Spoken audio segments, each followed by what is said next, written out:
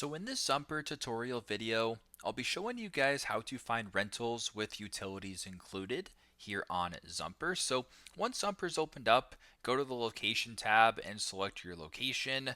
I will use Boston for this example. Once your location is selected here, I want you to go all the way up to the top left area to where it says deals right here.